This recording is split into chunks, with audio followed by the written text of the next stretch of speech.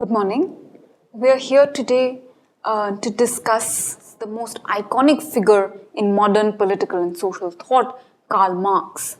Human domination of nature for the purpose and securing and expanding of productive capacities that service capitalism is another way to understand the ecological concern. As nature is burdened with more and more productive demand from the world of industrial enterprise, labor, manpower or workforce that produces for consumption of society comes to combine with nature as primary ingredients of this productive greed. We inherit an understanding of how labor and nature come to combine in order to provide for capital's expanding productive agenda from the works of Karl Marx. In this module, we'll discuss the key concepts of Karl Marx thought and the relevance of it to ecological perspectives. Karl Marx was born in Germany. He got a PhD in philosophy and also went on to study law in Germany. Thereafter, he moved to France and met Friedrich Engels in 1844 in Paris, and they went on to become long-term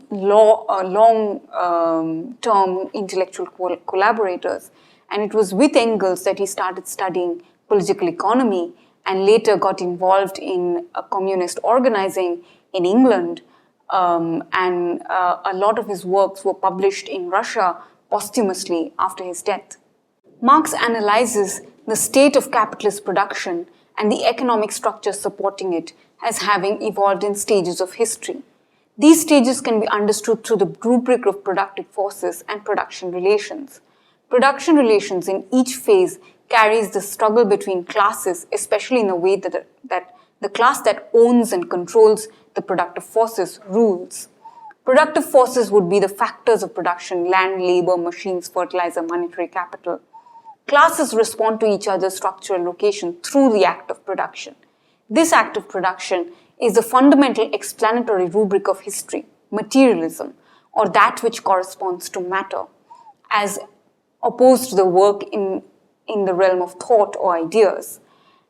All history follows the pattern of struggle between classes over the control of modes of production, and thus proceeds in a dialectical way. As productive forces grow, these class relations change and the economy moves to a new stage. This happens through conflict, through class struggle. In modern capitalism, the most important form of struggle is between the bourgeoisie and the proletariat. This pattern of struggle and growth is analyzed by Marx as dialectical materialism. A key terminology in Marx's work are use value and exchange value. Use value derives from the physical characteristic of the commodity. Exchange value derives from the value that it is accorded in the market of commodities through the mechanism of price. Use value is intrinsic to the thing itself and unrelated to its status as commodity or relations of production. It is realized in the consumption of the thing. For example, a fruit is plucked off a tree and eaten. Its use value is realized. When it is packaged, loaded on a ship, served as part of dessert at a restaurant in a faraway country, its value combines with labor in several quarters. In plantation economy, shipping and cargo economy, and restaurant economy to determine its exchange value as the price of the dessert. As the thing from the nature serving as raw material combines with human labor to determine a marketable commodity, the surplus value, which is rendered as profit for the capitalist, is derived from the extra-human element of labor which cannot be priced. It is this extra-human element that ensures the working of the principle of labor theory of value and counts as surplus value that Marx derives from David Ricardo, but complicates.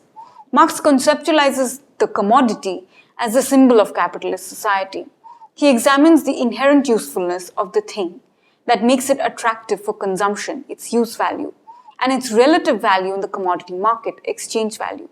Marx asks the question, how do intrinsic values of two different things come to compare with each other in order to make them comparable as an equal magnitude in the time of exchange? It is their reducibility to this third thing, money, that makes two things compare in their intrinsic characters. Money becomes the absolute equivalence that purports to be able to translate all things in its language and churn out their exchange value. Marx says Further, that commodities are carriers of the abstracted, congealed form of human labor that goes into making the commodity. Their exchange values reduce the diverse expressions of labor into a homogeneous form that can be measured in terms of exchange value at the time of exchange between things. The other concept that Marx proposes that we must discuss is alienation. This congealed form of labor that gets imprinted on the body of the commodity is an abstraction of the personhood of the worker, which makes the charismatic form of the commodity and strips the worker of some of his intrinsic personhood. In the capitalist mode of production, the worker is stripped of his prerogative of creative expression of humanness through the act of producing. The early Marx expresses this humanistic lament at the tragedy of the commodity.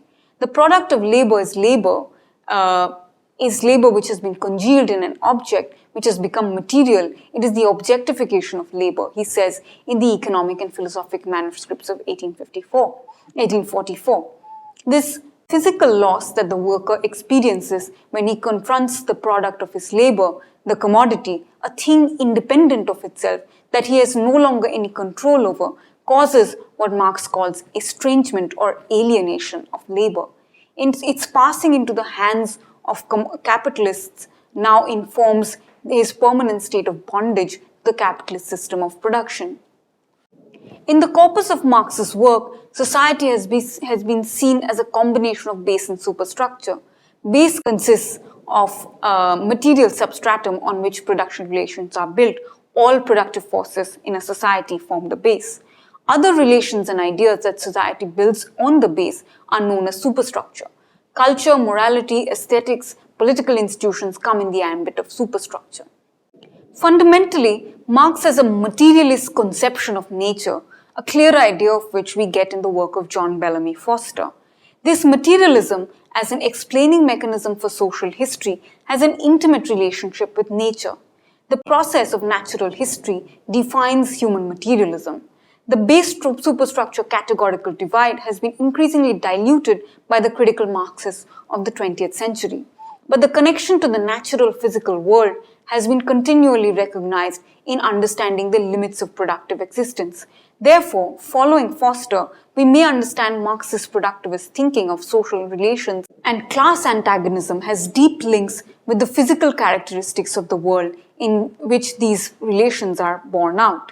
Foster addresses the criticism ecologists target at Marx for taking the Promethean point of view or showing human history as pro-industrial and anti-ecological. He shows that Marx's ecological sensitivity was not one of reducing ecology to values that one must propound. Marx's ecological perspective was a fundamental sensitivity to the nature of human relations with nature. That this metabolic relation was a fundamental, through which nature was brought into social productive fold, was at the core of any ecological understanding of human society. Marx's materialism was instructive in providing the view that ecology is not a matter of spiritualism or philosophical idealism. A complex materialist view of human metabolic relations with nature was required to understand how capitalism impacted ecology, or how an ecologically protective viewpoint could be taken on capitalism's interaction with nature. From basic nutrition to agriculture to feed for cattle and ultimately providing the base of raw materials for industry, all human surviving and sustaining force requires in some form the metabolic interaction with nature. Environmental social science, Foster points out, is mired in the compartmentalization of anthropocentrism and ecocentrism. Foster and his economist ally, Paul Burkett, make crucial interventions in showing the ecological lens in Marx with sharper analysis of Marx's materialism.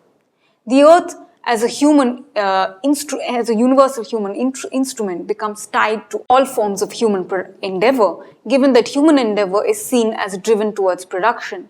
A farmer needs a plow and seeds, a trucker needs a truck, a tailor needs thread. These are all components of nature that lend themselves to instrumentalization through the human intention of production. Nature is metabolized by human labor under the governance of capital as a fundamental feature of production. Marx also considers the effect of production as free gifts of nature that the capitalist does not have to rent. The main natural goods whose scarcity impacts production are land, mineral, raw materials, potable water. These goods have to be paid for as rent, licensing fees, and such like. The ecological crisis fundamentally arises as capital's infinitesimal thirst for surplus encounters the limited nature of nature's resources.